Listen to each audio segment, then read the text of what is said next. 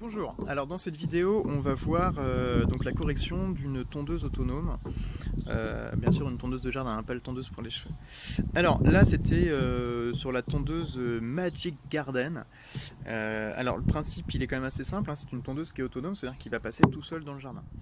Alors le fonctionnement vraiment très basique, il y a un fil que l'on va mettre en périphérie, donc tout autour de notre jardin, un fil qui va être enterré, un fil électrique.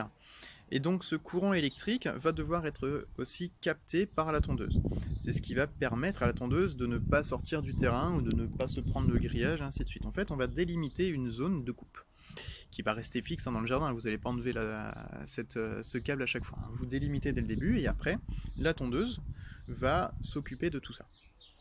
Alors, le but en fait, c'est que lorsque la tondeuse va arriver près du fil, elle va s'orienter d'un quart de tour, et donc après va tourner sur elle-même et va continuer à zigzaguer entre guillemets dans le jardin. Voilà. Ça c'est pour faire vraiment une petite, une description quand même assez brève de ce système. Alors, la première question, il fallait me compléter donc un tableau où il fallait en gros me donner le mot actionneur et capteur et me décrire, on va dire, sa fonction. Alors, pour le composant qui sert à détecter un champ magnétique, détecter, c'est tout simple, c'est un capteur.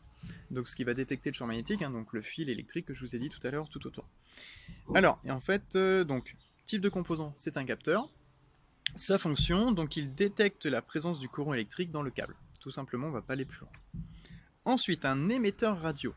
Donc qu'est-ce que c'est un émetteur radio? En type de composant, c'est un actionneur. Il va émettre une onde radio. Ok? Alors, sa fonction, c'est il envoie une information à la base de recharge.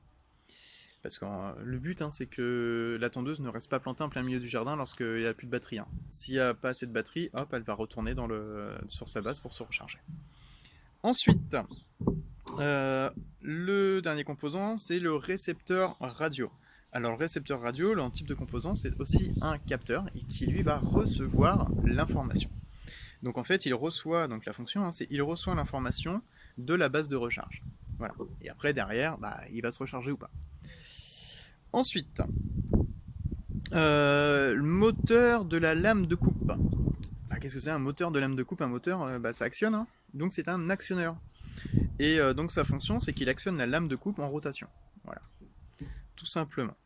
Ensuite, il y a un autre type de moteur, c'est le moteur des roues du robot. Comme l'autre moteur juste avant, c'est un actionneur. En fait, on va changer d'état. Donc un actionneur, il va permettre le déplacement du robot par la mise en rotation des roues. Et ça va avancer, ça va tourner, et ainsi de suite. Il n'y a pas de roue directrice, hein, d'accord? En fait, c'est qu'on va avancer soit un peu plus vite sur une roue, donc ce qui va permettre au robot de tourner, ou soit on va bloquer une roue, on va actionner une roue, et donc le robot va tourner tout autour de la roue qui est immobile. Et enfin, il y avait une carte programmable, donc là c'est ni capteur ni actionneur, vous ne mettez rien du tout dedans. En fait, la fonction c'est qu'elle va traiter les informations du capteur, stocker pourquoi pas le programme aussi du robot, hein, généralement c'est stocké à l'intérieur de cette carte électronique, de cette carte programmable, et donc c'est lui qui va donner l'ordre aussi à agir aux actionneurs directement. Ça c'était pour la première question. La deuxième question. Alors, pourquoi peut-on considérer ce robot tondeuse comme un objet connecté? Alors, le robot tondeuse peut être considéré comme un objet connecté. À chaque fois, il faut reprendre la question. Parce qu'il communique avec un réseau internet via la liaison Wi-Fi. Okay. Alors, l'utilisateur peut ainsi contrôler sa tondeuse à distance et vérifier aussi si celle-ci fonctionne bien, l'état de charge, l'état de positionnement dans son jardin pour voir si elle coupe plutôt bien.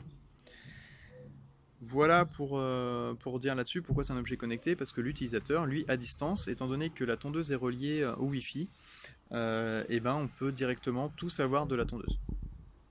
Ensuite, il y avait des extraits d'algorithmes, et il fallait me trouver le bon par rapport à l'utilité de ce robot. Alors le premier, en fait, c'était ce qui changeait, hein, c'était lorsque le champ magnétique a été détecté, qu'est-ce qu'il va faire? Donc là-dessus, il fallait bien lire le premier petit sujet, hein, de document-réponse, pardon, pour répondre à ça. Alors, l'extrait numéro 1. après avoir détecté le champ. Donc si le champ n'a pas été détecté, si le champ n'a pas été détecté, alors on tourne à 45 degrés, on avance de 40 cm et on retourne de 45 degrés. Si le champ n'a pas été détecté, parce que c'est la condition non. Extrait numéro 2. Cette fois-ci, si le champ magnétique a été détecté, on avance de 40 cm, on tourne, et enfin, on ravance de 40 cm. C'est-à-dire qu'il détecte le champ, il ravance quand même de 40, il tourne et il ravance après. Extrait numéro 3. Si, encore une fois, le champ magnétique a été détecté, alors cette fois-ci, en fait, il tourne directement, il n'avance pas. Il tourne à 90 degrés, ensuite, il avance de 40 cm et il va retourner de 90 degrés. C'est-à-dire qu'en fait, ma tondeuse, imaginez que ça c'est un champ magnétique, ma tondeuse, elle détecte le champ, elle tourne, hop, elle avance, elle retourne. Ok? Et bien sûr, elle avance. Donc je reprends. Extrait numéro 1. Elle ne détecte pas du tout le champ magnétique, donc n'importe où, elle va tourner à 45, avancer de 40, tourner à 45, et puis voilà.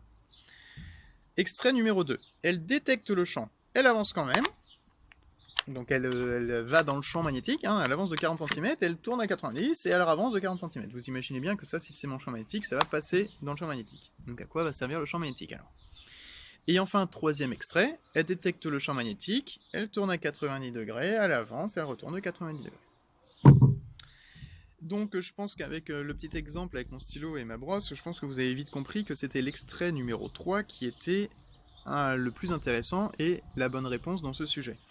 Donc ça convient le mieux au déplacement du robot. Lorsque le robot donc détecte le champ magnétique, il pivote d'un quart de tour, donc de 90 degrés, se déplace d'une distance correspondant d'une lame de coupe, hein, c'était les 40 cm de coupe, pour qu'il puisse faire quand même cette partie-là lorsqu'il tombe.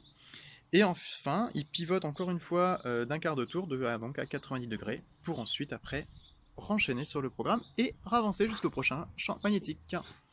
Voilà, j'espère que vous avez compris un peu mieux maintenant le principe de fonctionnement de cette tondeuse à gazon. Merci, à une prochaine.